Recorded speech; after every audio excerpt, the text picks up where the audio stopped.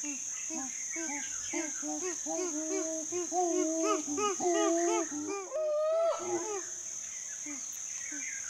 me, storytelling has always been the way to reach the heart. The stories that you can tell around the images, along with the images, make something very, very powerful.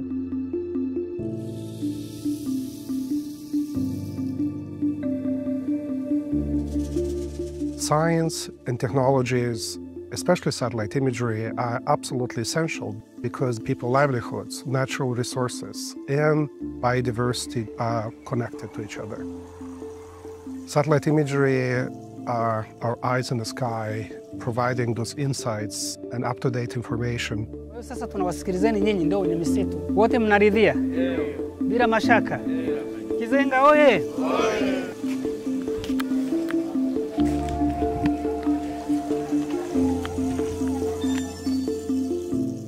Going around the villages at the beginning of our Tukari program, helping the villagers understand the importance of conservation and what the deforestation was actually doing to harm them.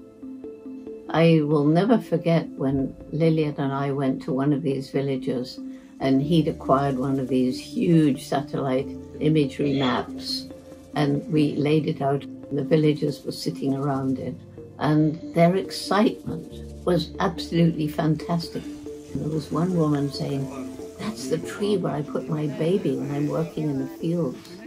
And another man was saying, "No, we can see our sacred sites, this tree and this rock."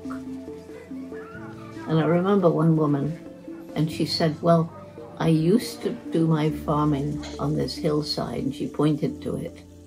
And she said, "But then all the trees went away, and there was this terrible landslide which showed on the map you could see where the mud had slid down and there was no vegetation left on either side." So she said, "Now I understand. Now I know that it's worth walking a whole extra hour in the morning to get to a place where I can cultivate the land without causing this terrible destruction of the environment." Takale gives me hope. The way it gives me hope is it is changing lives. And it is also empowering the local voices. You find there are people, they call themselves like forest guardians, friends of forest. There are people who are becoming, tree planting groups. More than 80% of biodiversity are in the hands of indigenous people and local communities across the world. In Africa, on average, more than 65% land tenure is in the hands of local communities. So if we want to achieve conservation impact and address the climate change, we have to work with local communities and not only engage them, but empowers them to own and drive decision-making in their landscapes. Well, the Kari approach began when I flew over the Gombe area. I flew over an area which in 1960 was part of the equatorial forest belt that stretched right across equatorial Africa to the west coast. By the late 80s, I flew over in a small plane and I looked down and I saw a tiny island of forest. Gombe National Park is very small, surrounded by bare hills. As you know, I spent many, many years studying chimpanzees. When I began, there was probably between 1 and 2, and I'd say closer to 2 million. And today, 100,000 to 300 and a bit thousand is all that's left. Many of them are in fragmented environments, isolated genetically, and have little chance of survival. So they are highly endangered. And if we don't take action, then they will become extinct.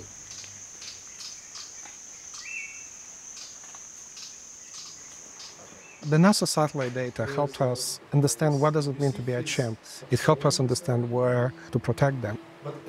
NASA supports, launches, and maintains and manages constellation of different satellites, and some of them going all the way back to 1972. By providing this data to the conservation community, it helps us continuously monitor the chimpanzee habitats. The chimpanzee habitat suitability model, developed with support from NASA and University of Maryland, includes more than a dozen variables directly extracted from Landsat satellite imagery. It includes NDVI, it includes percent tree canopy cover, it includes tree heights.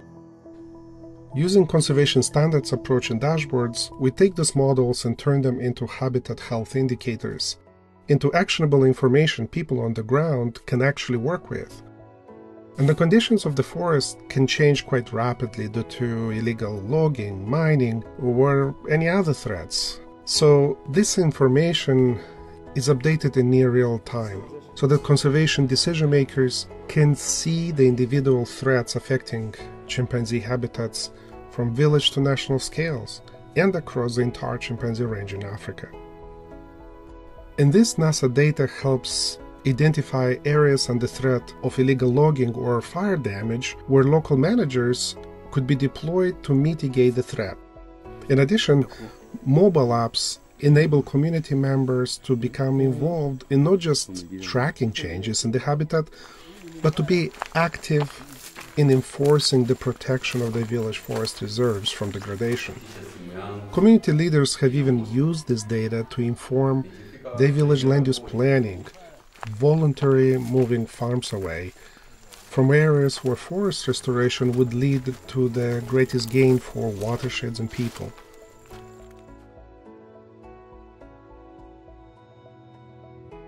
It works both ways. Sometimes you show a lush forest and then you show how a few years later it's devastated. There's just a few burnt stumps. But on the other hand, there are other images which show you a devastated landscape and then 5 years later, trees coming back, regeneration, new hope, new life. So the stories that you can tell around the images, along with the images, make something very, very powerful. And you need both to make the kind of impact that we need to make today to help people understand the devastation we've caused, but to give them hope that we can turn things around. And that's what these satellite images show so clearly.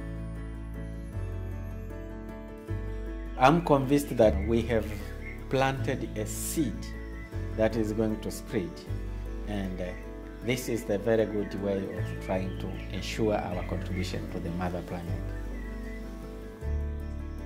My future is a future where technology is married to compassion and love.